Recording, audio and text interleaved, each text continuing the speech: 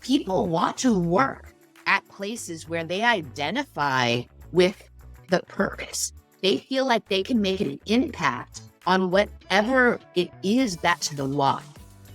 But so many companies out there, they focus on the what and the how. Everything they do is about the what and the how, and it's not about the why. And if you think about why employees are going to stay, it has to do a lot with the why.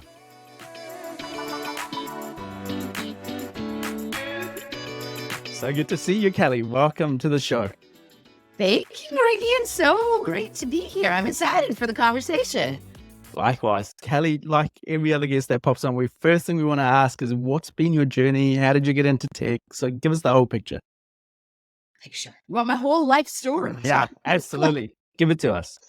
Let's see. I pretty much have been the person that was always interested in people and sales from very early days. So I was the one that was selling the candy bars and selling the cookies and all of that. And then when I went to college, I had this crazy job where I ran my own business selling educational books door to door. And that's really how my journey got started. And while I did that, over the course of 4 summers that I sold books, I sat down with over 12,000 families in their homes talking about education. And what I realized was a few really informative things for me. One is I loved being able to help people. I just loved hearing different stories and hearing their issues and challenges and problems. So it made me fall in love with sales. It also made me fall in love with entrepreneurship. I loved running my own business and doing my own thing. And it also made me really think about the importance of believing in what you're doing and really following along with that mission of whatever the company is and whatever the work that you're doing. So I started that selling books, sold quite a few books. And after selling books, people were saying, how did you sell them? And it's true too. So I ended up working at Dale Carnegie Training. And I actually sold sales training. I taught sales training, taught some public speaking training. One of my favorite books of all time is How to Win Friends and Influence People. Highly recommend everyone read that book.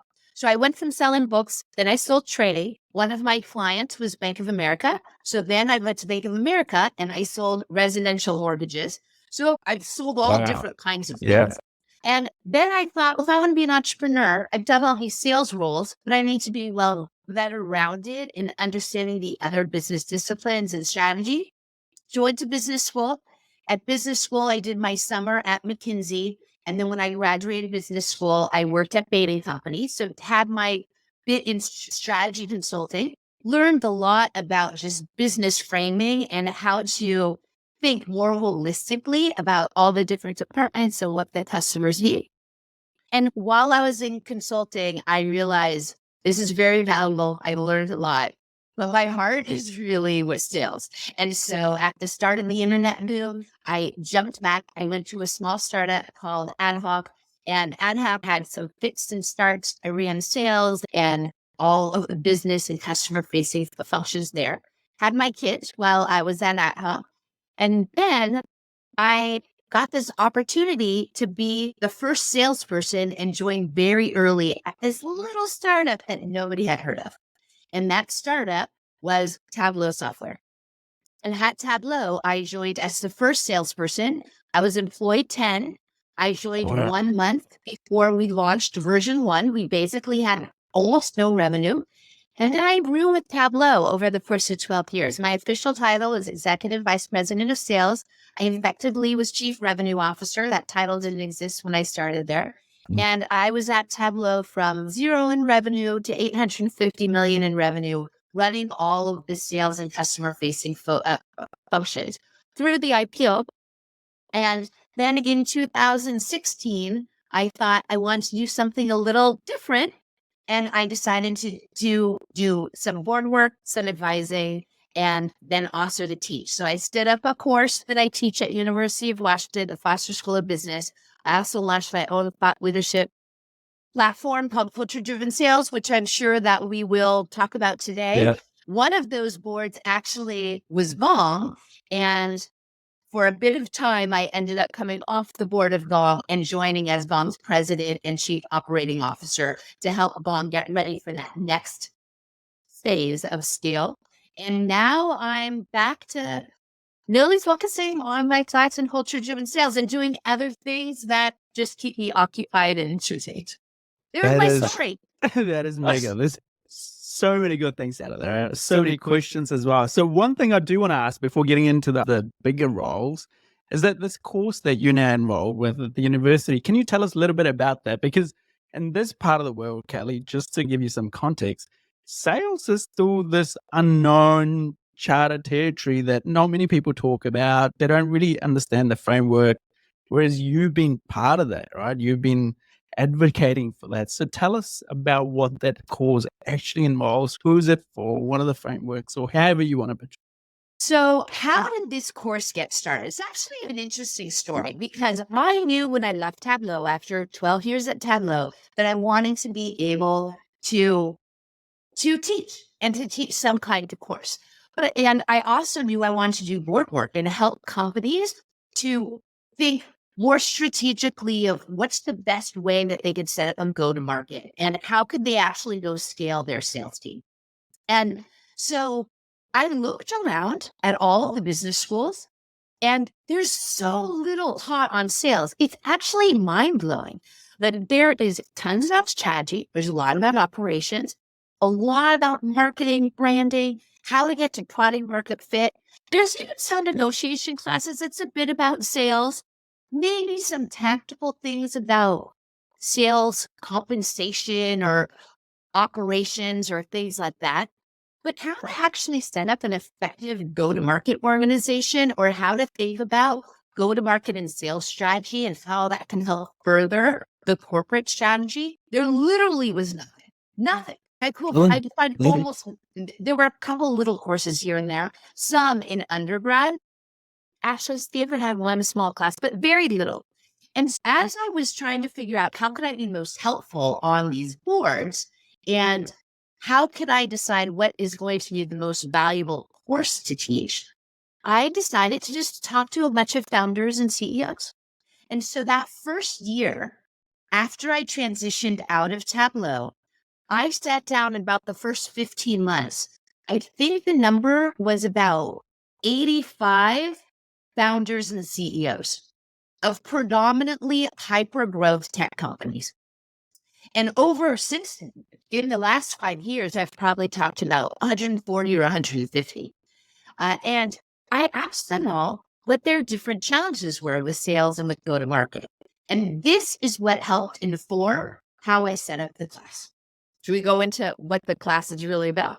Yes, please. Yeah. This is something we're super passionate about, this whole distinction between sales as I fell into it and I did it as a job because I just did it, and sales as a craft, which is what you're teaching, right? Yeah. The interesting part is as I spoke with all of these founders, CEOs, and venture capitalists and PE firms, etc., one of the questions that I would ask is, what are your biggest challenges? And oftentimes companies would say, I don't have sales aligned with marketing. Sales isn't aligned with product. People are marching in different directions. So one of the things that I had asked is I would ask them, what is it they actually do? Not just the product that is, but what is your mission? What is the vision of the company? What is your why? What is the essence of the company and why you exist? And it was interesting to me that, first of all, many of the founders and CEOs could not really articulate that. They could tell me what they did and what they sold and what their product was, but we don't really have a mission, or a mission is to grab market share. I'm like, that's not a mission, right? Sell more product. Yes. But then I would actually ask them how to articulate their story. What is it that you're doing? And this is what founders and startups and salespeople have to do well. You have to be able to articulate your pitch. Yeah. Otherwise, not only is that going to be a hindrance to getting your customers, but how are you going to get partners? How are you going to get financing? How are you going to hire employees? And the interesting part is when I started asking those questions, oftentimes I'd ask one founder, and then I'd ask their co-founder or another member of their executive team, And it amazed me how different people's answer was.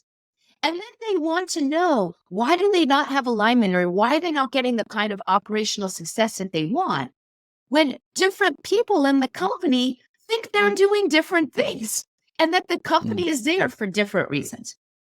This is baby the idea of what I need to do in my class. My class is called Culture-Driven Sales and Go-to-Market Strategy. And what we focus on is the importance of having a go-to-market strategy that actually is incorporated and tied to what the overall company strategy is. And this all starts first with, what is your mission and vision? What are your core values around that are going to inform how you engage with your customers? That's going to help you to tell your company's story, which many companies aren't very good at.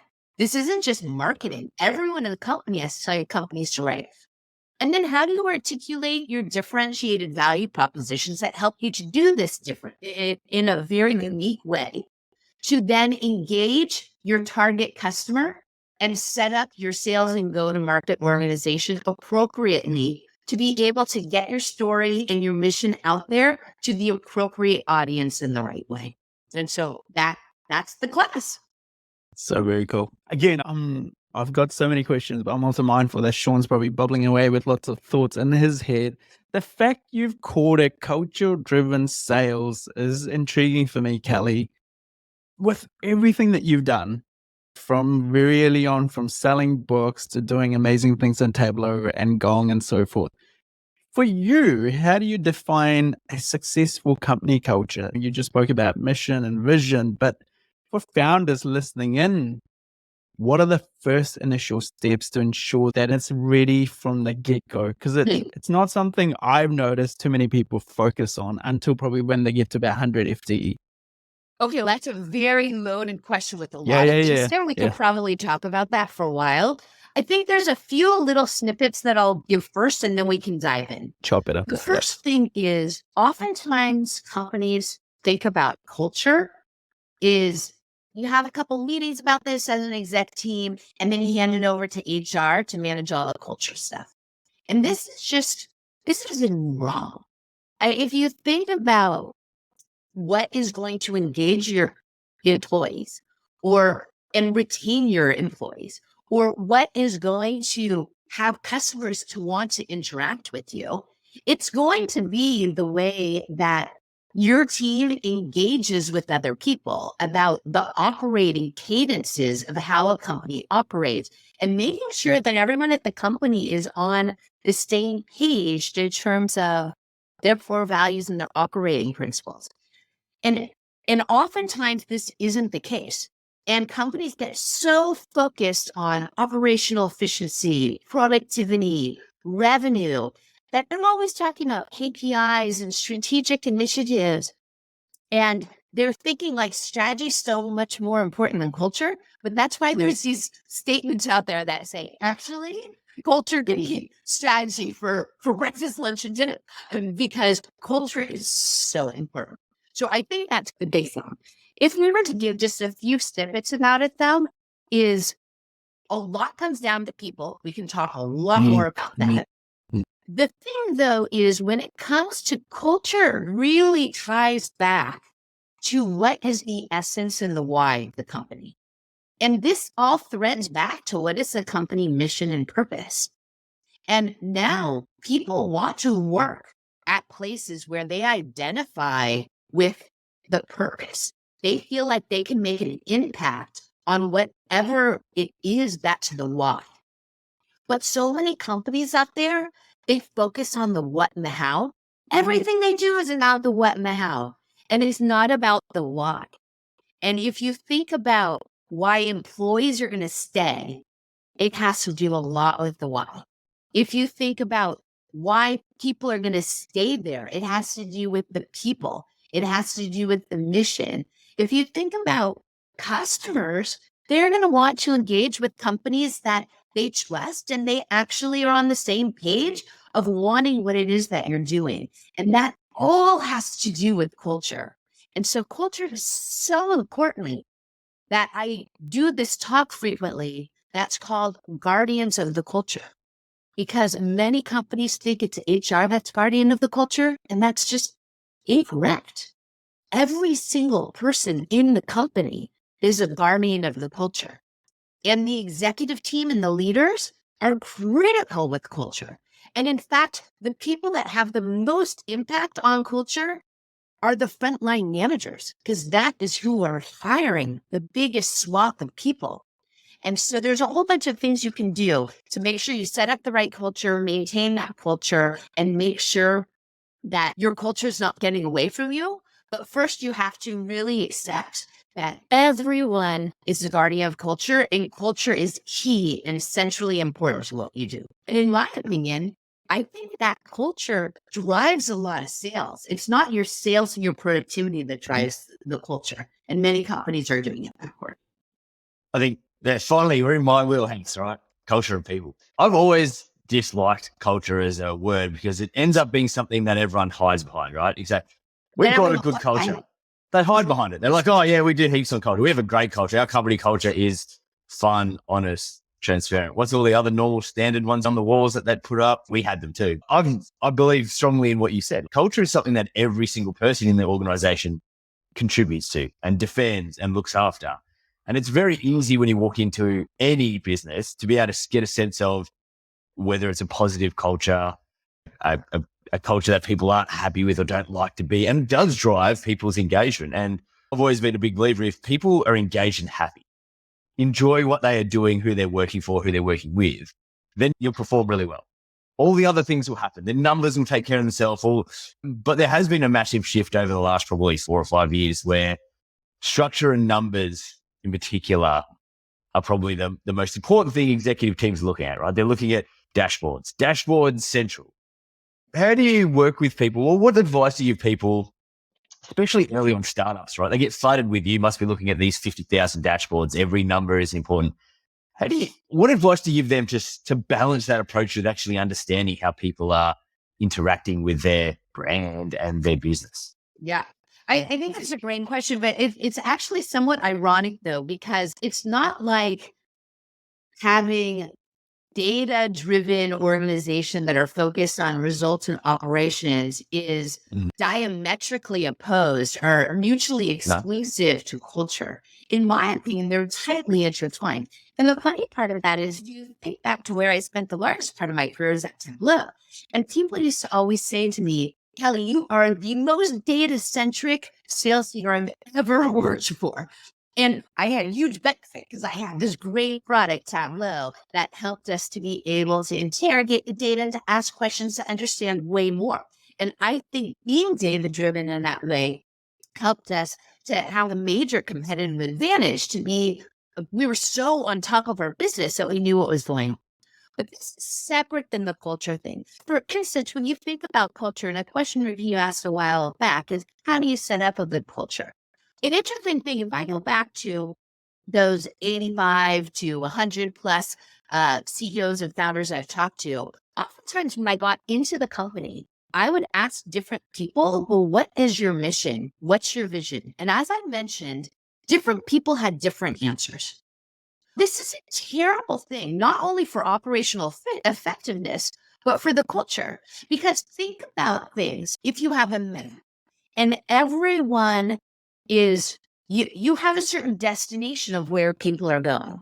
And if different people believe they're going to different destinations, which happens all the time in companies, how in the world are they going to be effective at getting results? But also, it's going to create a really bad culture because you're not going to have alignment, and that's how you get silos. Different groups have different ideas. They accept their different KPIs and their different strategy. And then people say, why are sales and marketing not aligned? Why is go-to-market not aligned with product and engineering? And it's probably, if you go back to their leaders and you ask them, what is it you're trying to do? And why does the company exist? What is your company mission? Most of the time, you will find if they're not aligned, they actually have different answers to that very simple question. So if you first have to make sure you're driving alignment, and alignment has tons to do with creating a good culture, and it tends to do with having operation effectiveness and efficiency. again, so many good points. I'm just trying to think of the milestones when there's culture erosion up in a business, right? So leaning back on our experience is when you naturally go from being an ANZ company to UK and US. That's one. And then secondly is when you start to do fundraising. When you then bring in the VC and PE money, the external pressures at times creates this friction within the business that kind of takes you in another direction. So Kelly, just leaning back on all your experience, and again, the question is targeted at those companies, especially out here, whose natural tendency is to go to North America as an example. Like when you expand and grow, how do you ensure that you are staying true to your core mission and vision as you keep highlighting? Like how do you do that without really allowing the new breed of talent to come in and erode that or change that? How do you do that? Okay, there are a few different questions in there too. I think the first thing is companies have to actually be very clear, not only on why they exist, but what are going to be their core values or operating principles and the way that they get their work done. For instance, at Tableau, our mission is we help people see and understand data. And we had core values that permeated through everything of what we did. I'll give you one example there, then I can give an example at Gong as well. So an example is we had this mission, and our first was we are on a mission. So everyone had to believe in that mission. The second is we use our own product. At Tableau, we were saying everyone in the world could use Tableau because everyone is a data owner. So whether you're in sales or marketing or a recruiter or a high school coach or whatever it is, you wanted to be able to answer your own questions and use your own data. Most companies, the employees didn't use their own products. But at Tableau, it was so easy that we shouldn't have a demo where it's a sales consultant that is demoing the product and the salesperson doesn't know how to use it. Every single person that we hired at Tableau, I ran all of go-to-market, so it was a little over half the company. Every person we hired for the entire time we were there had to actually do a demo of Tableau as part of the interview process. And sometimes we'd have someone that was a seasoned enterprise salesperson, and they would say, I've been selling for 20 years, and I'm not going to spend all of this time to go learn the product before I know how I have the job. So you give me the job, and then I'll go learn the product. And we were like, thank you, goodbye, interview's over. Because we wanted to make sure people were intellectually curious, that people wanted to learn, that people actually were passionate enough about our mission that they just were interested in understanding it anyway, and that they were going to go use our products. And so this happened and started at the interview process, but then they couldn't get promoted and get a good performance review unless we could see they were actually using the product. And then it had to do with performance management, be promoted, all of that. It permeated. And that's just one of all of the values. And we did things like that with each individual one. A similar story is, for instance, at Gong. At Gong, the mission was to unlock reality to help people and companies reach their full potential. Again, it's data related, so that's why it was but there are tons of core values there at Gong called operating principles. One of the operating principles there was we challenge conventional wisdom. And if you look at Gong's marketing, for instance, it's purple, it's bold, it's loud. In the early days, there was a Super Bowl advertising.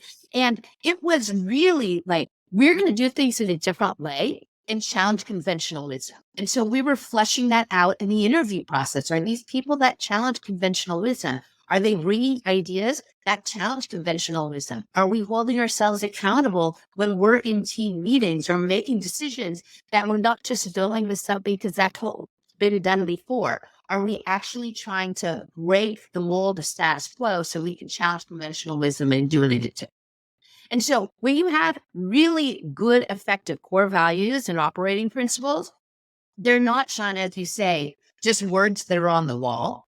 They actually, and that's when companies get wrong. Our culture is not maintained because they have these values, but no one cares. No one knows what they are, and it doesn't actually impact the way you're operating. But if it impacts the way you're operating, people are on the same page with why they exist and what's actually really important to the company. And that's true not only internally, but externally too. I like that because I think almost every company in the world is going to say that transparency is super important to them or honesty is super important to them. And we had a lot of those. Probably not everyone. You have to figure out True what not. your values, like what are the main things that not just like a value that's important, but what are the 5 to 8 to 10 things that are going to actually define the way your company operates. And I think that's the important distinction, right? Even if I look back in our journey, we had lots of the standard words, right? That you would put on a wall that lots of companies are going to have on their wall. But if you were to really go and and again, we built it by asking every staff member and we did big surveys and everything else. But so then it becomes more of if I'm a staff member and I get asked that, you're going to put the things that you're expecting the company's expecting you to put on there a lot of the time. And I think we could have been a lot more data driven, but also honest about, hey, what do we stand for as humans in this business? What is important to me? What breaks my heart if I see it go wrong? What are the things that I'm super passionate about as a leader? And if your leadership team can do that and then see if it resonates, that's going to help you build out what's really important to the way you lead. I wasn't a big fan of buzzwords like culture or mission or values, and we did the same thing. So for us, it was a lot of, I want everyone to walk in lockstep. Walk together on the same journey, mission, vision, right?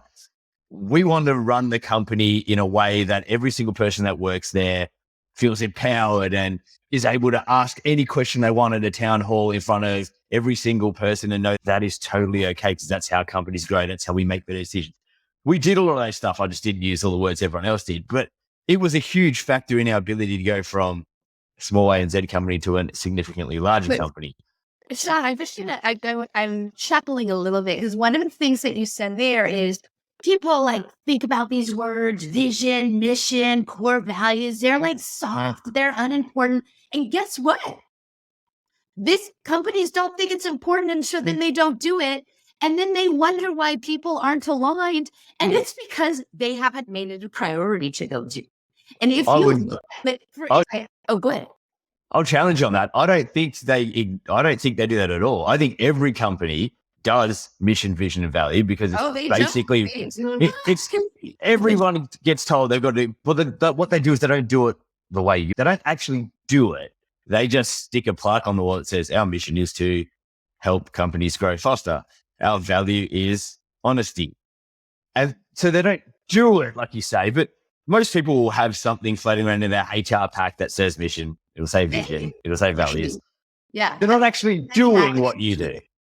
I've come across very little in the thousands I've spoken to. They don't have something, but I reckon if I did with all of them what you're saying, sat 6 different people in 6 different rooms and asked them, I would get 6 different answers in 95% of those companies. And I think that when I went and talked to all those companies, I would say well north of 75% of the companies, when I asked multiple people, I got different answers from them. But let's talk a little bit more broadly, because culture is more than just these things that we're talking about. Yep. It really comes down to what is so important. And I've done lots of these different podcasts, and there's one piece that, regardless of the podcast, I always talk about. So I have to talk about it today, or it wouldn't be. Do it. And so over the course of my career, people always ask, say, based on different strategic initiatives or stages or times, what should be our most important priority? And they're talking, both Sean and Ricky, about the things you're asking. We need to make money. We need to get our first sale. Our customers are pulling us in this direction. There's a lot of pressure. How do we do international expansion? Whatever it may be. And oftentimes companies believe that there should be different answers depending on what stage and challenge you're facing. Of course, there should be different strategic priorities and different KPIs. But when it comes to what should be the top priorities, for me, my top priorities for every company, for every stage in the past, and it will be the same going in the future, I always have the same 3 priorities. And this is different than other companies. And this will talk about how I think about culture-driven sales. So what are my top 3 priorities? Number 1 is people. Number 2 is people. And number 3 Anyone want to guess? Can I guess? Yes. Is it Darla? Is people. Number three. So Close, one come is on, people, man. two is Yeah. people, three is people. And why is that? Yes. It's because if you think about how building companies, go back to the book, what's the difference between good and great?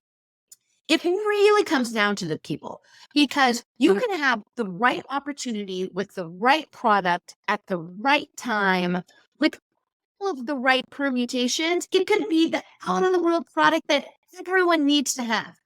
And if you don't have the right team and you don't have the right people helping you to make it happen in your company, then you're not going to be successful. But if you think about 100%. the flip side, and let's say you have the best people, they're all aligned, they're passionate, they're committed to your mission, they're going to operate in a way where everyone's committed to working together. We all know, I've built companies. There are tons of mistakes that you make. I could talk about my mistakes for years. Yeah. You're going to make mistakes. You're going to have fits and starts. But the companies that are going to make it through are going to be those companies with the right people. And this is where companies often get it wrong. They're so focused on sales and revenue and costs and KPIs that they put all that at the top priorities, and people don't even register as one of their top three. And if we're going to actually sell the most as a company and be as successful as possible, then we need to be prioritizing our people and really operating in accordance to our core values and operating principles to be able to get everyone aligned to race and be committed to achieving what it is that we're out there to do. Kelly, I think everything you say is something Sean and I speak about daily. Everyone I've ever come to know in business world talks about people-centric and human-centric approach. However, as you say, when you peel back the first layer, it's actually never about people. They're so fixated on that outcome, they forget about the people to begin with. So the question here for me is, again, I like to point it to our audience. So I'm an ANZ company as an example. I've done okay to get to $10 million ARR. I've got a leadership team, which I've obviously brought in very early on, probably my friends to begin with, right? And they've grown with me by people that have been suggested. So I've got a small leadership team. At that point, it's quite pivotal for me to now go, I'm going to go international expansion. I'm going to do a number of things. And there comes a point where you need to assess your people. With all your experience, can you tell us at that point, what should the thinking be for especially founders and CEOs? How do I assess my current team to know that I'm one of my North Star is 100 million, right? Whatever it may be, but I'm at 10. So do I keep the people that I've got on my bandwagon? Do I bring in the new people? How do you think about balancing that team out at that stage? Yeah. This is always a challenge because you have to say, how am I going to continue to bring along the people that have helped us to get us to where we are today, and then be able to augment and balance that with more experience from the outside? And for me, when I started at Tableau, I remember when they were hiring the first salesperson, there was this job description. And the job description was, this person that was going to maybe grow into be the leader of Tableau. And on that job description was somebody that understands business intelligence, someone who has been in data, someone who has been there when a tech company has gone public before. Someone who managed a lot of people. And anyway, there's this whole list.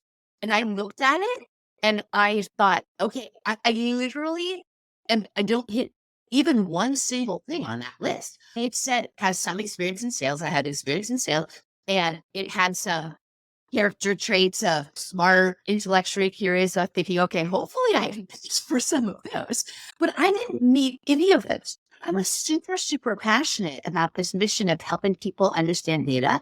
And I was hungry, and I really felt like I had a lot of ideas of what to do. For me, I'm an example of sometimes someone can start early on and then keep on going. But it's always this challenge. I'm a person of stories. I'll give you a couple little stories and then give the answer.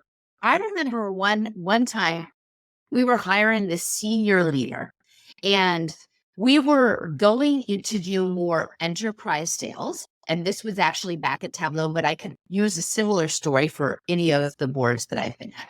And we knew we needed to hire someone from the outside. And we've already talked about how important our values were and the culture. And we were doing things as a team. We wanted people to be able to learn and grow. We had very low ego was an important part of our culture at Tableau. So we interviewed this person, and my team had said, hey, Kelly, I want you to go interview this person. He's made it through all these gates. He matches every single experience, characteristic, and trait that we need. Can you just assess for the culture? And I thought, okay, if people are questioning already culture, then that kind of puts my radar on already. So I did this interview, and I will never forget this interview. This interview, and this person was a total rock star in terms of what he had accomplished in the past. But I remember asking questions of, the one question came to, can you tell me in your career what you are most proud of? And this was somebody that was coming in to lead a pretty sizable team of our enterprise reps and go really help us grow the business. And this person's answer, he didn't even miss a beat. He went immediately to my most proud thing. Absolutely, I can give you an answer. It was end of quarter, and we weren't going to hit our number. And I knew the team wasn't going to hit their number. And somebody had this big deal, and it wasn't getting over the finish line. And I said, give it to me. I'll be able to get it. I got the person on the phone, and this is back in the days where there were fax machines, and we were still getting fax. So I got the deal. I closed the deal. And then I got everyone in the office, the whole team, to come stand around the fax. And when the fax came in, I got the order and I held it up and I said, look, team, this is how we get stuff done. And we hit the number and we all celebrated. And I just thought, oh my gosh, okay. I had my answer here. Your highest. Yeah. He didn't get the job in case there's any questions. But this person was qualified, went so not on insurance of what the culture was. And so I think people need to think about things is, of course, you have to hire people from the outside and bring them in. And you can do your assessment of people internally. And sometimes it is the speed at which you need to go. They have a bunch of skills and maybe they could get there, but you just don't have the time for them to learn, or maybe you don't have anyone in-house that actually has that expertise, and you don't have enough luxury of people just learning on the job. There needs to be someone that understands. So then you need to bring people in. But when you bring people in, what happens as companies grow is they tend to over pivot on the experience side, experience, resume, and don't pay enough attention to those cultural attributes. And they're both really important. But I, for one, if they're not going to be a 10 out of 10, especially in a leadership role, of being able to operate in a way that is in accordance with your core value. And people used to say cultural fit. I don't think that's the right word because your culture is changing all the time. I like to call it culturally additive. They're going to help you to grow by staying true to your mission and vision and your core values and operating principles. If they're not going to do that, it doesn't matter how great their experience is. And so, yes, you have to bring people in, but you need to be really conscientious that you're not bringing people in that all have this great experience, but they're not aligned in your company why, and they actually don't prioritize the same core values as your company. So, Kel, you were the person brought in to do the no dickhead interview, basically. I am what? You're the person brought in to do the no dickhead interview. That's what we used to do. The thing is that when people would come to me and say, we need you to go do the cultural interview, which I did all the time, and I'd say, what's your thought? And I almost always could tell before I did the interview, because if someone said, this person's great, I want you to assess, and I know you're going to think this is a great cultural ad, then they're usually right. When someone says, hey, this person takes off all the boxes for experience and resume, and I'm not getting the sense that the person's right for culture, If you're sensing they're not right in an interview, it's not going to get better once they're inside. This is me selling themselves. This is their best self. They're giving it to you right now. And if it's already coming across poorly, you probably know where you stand. I love it. They were my favorite interviews, the no dickhead interviews. So you're just coming in and going, hey, are you actually a decent person? You're going to fit the rest of these people and you're going to make their life better, or are you going to detract? Like, they were always good interviews. The other part, though, is it's not just about employees, because we're talking about sales and productivity. Yep. And if you think about what is the best way for salespeople to connect with their prospects and their customers, not only salespeople, but a company or customer success or whatever it is, there's this kind of old school way where sales has always been done, where it's more about pushing your wares. And I'm going to sell you my features and my function and my how and my what. And and you think this was what was so great about Gong, because you can see most salespeople, they're talking the entire time. They're not even hearing of what's going on from the customer side. The interesting part about culture-driven sales, though, is people who are the best salespeople, one of the characteristic traits that they have is they have really high empathy. They're very good communicators. They can emotionally connect with other people. And if you think about how most teams interview, hire, and performance manage salespeople, one, are they doing enough behavioral interviewing to make sure that those kinds of traits are there? Because we all know they tend to be the best salespeople. But then also, are we equipping them with ways that we can tell our story of who we are, what our mission is, what we're trying to sell in a pitch and in an engagement style where it actually brings in the prospect and it helps them to emotionally connect on a deeper way than I just pitch you a whole bunch of features and functions. And most companies are actually selling a whole bunch of little bullet points on their widget. You can look, it's how they do their pitch, it's how they do their PowerPoint presentations, it's how their website is. There's nothing about emotional connectedness there. So a lot about culture-driven sales isn't just about having a culture at the company. It's how are you going to present the brand of your company? How are you going to do your pitches?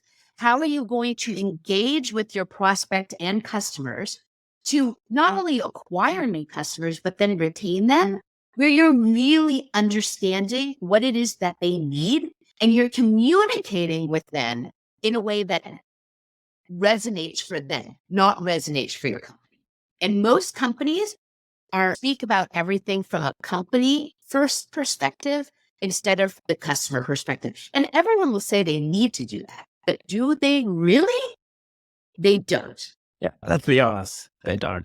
I wish they did. I think we all wish they did. Just want to pivot here a little bit, Kelly. Coming back to board, you've done so many roles, including being board members on various of these startups and scale organizations. A lot of the startups struggle to create an effective board composition that's actually going to add value to the organization. With all your experience, can you give us, again, very broad perhaps, but how should one think about forming a board? What value should they be looking for from this board? Because that's where I find, Sean may pitch in here, but there's a huge amount of disagreement as to what the board should really be there for. Governance is one. Everyone gets that part. But then what after that? There's something there that says be careful what you wish for as well. Because oftentimes what companies say they want in the board, when they comes to their actual actions, they don't really want that. And so I think that this question depends on who the audience and what size company, because if you're just doing a startup, how do we engage the board? The board is going to be involved in a much more hands-on type way. And if you're in hyper growth and you're like a BC pre-IPO type of company, and then a public company, a board is very different because it's more about just compliance and governance and overseeing to make sure that the strategy is there and managing things with the executive team. So let's assume we're looking at as a smaller company that's putting together their board. Well, oftentimes what will happen is you'll have the founders on there, you'll have your investors, and your investors are really good at helping you with set up the cap table, helping you with raise money, all of those kind of things. But then you want to be able to have some operators who can help your team to do a few things. First is to have some advisors that you can bounce ideas off of. But then too, you also want someone who is going to challenge you. Is there a different way of doing things? And oftentimes what the board's role is to ask you a whole bunch of questions. Ask a bunch of questions and to challenge the way you're doing things. Now, the interesting part about many small companies is they're so set on how they want to do things that they want to have someone else come and help them.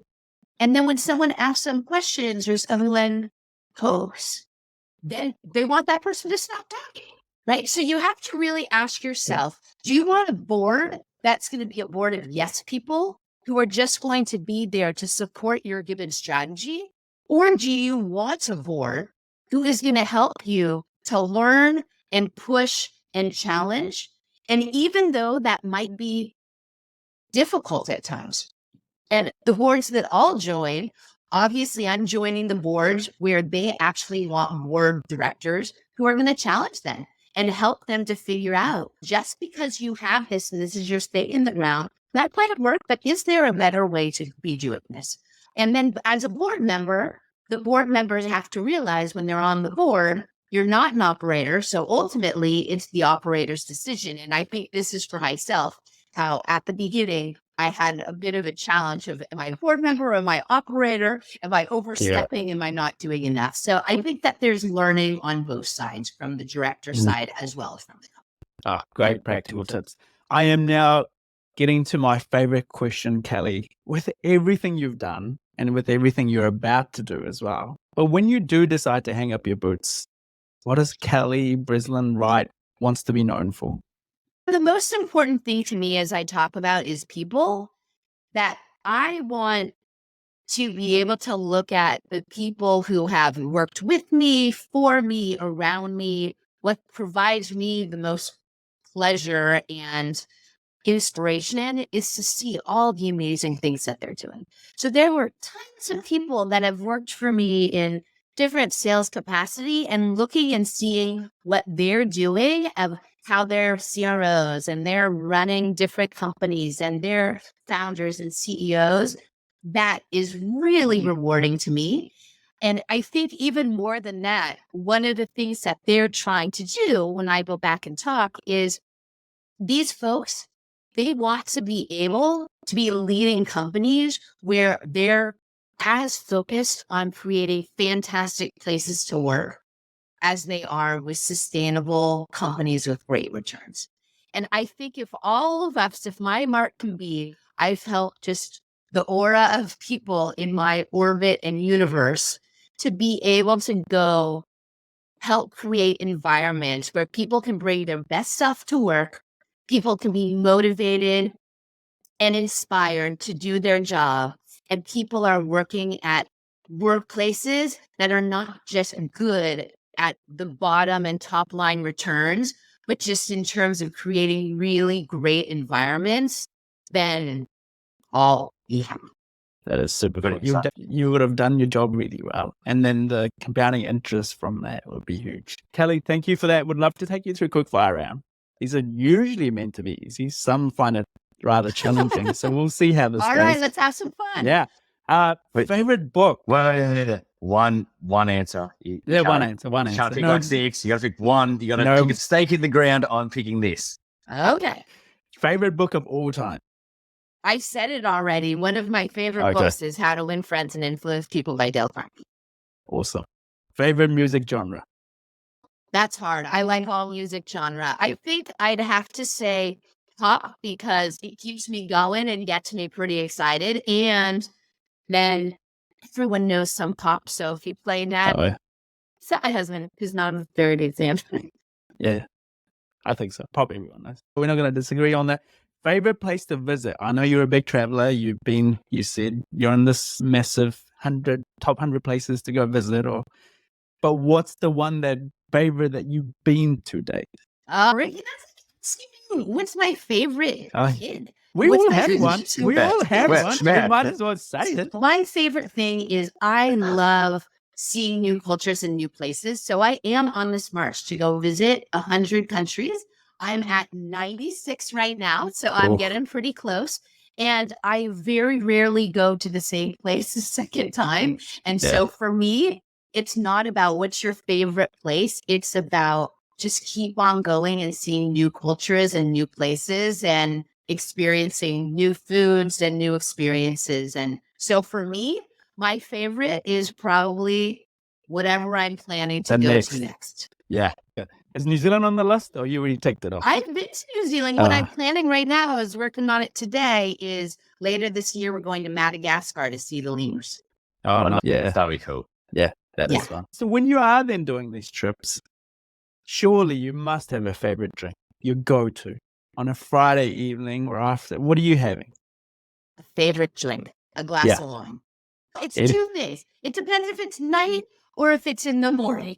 If it's night, it's a glass of wine. If it's in the morning, it's a green drink. So almost every day I have a green drink that many people think is very disgusting, but it has a lot of healthy green things in it. And that's how I start my day, because I don't drink any caffeine. I actually haven't had a drop of caffeine for 22 years. Wow. And so I get my day started with a green drink. And then you offset it with a good wine in the evening. So what type of wine, though? What type of wine?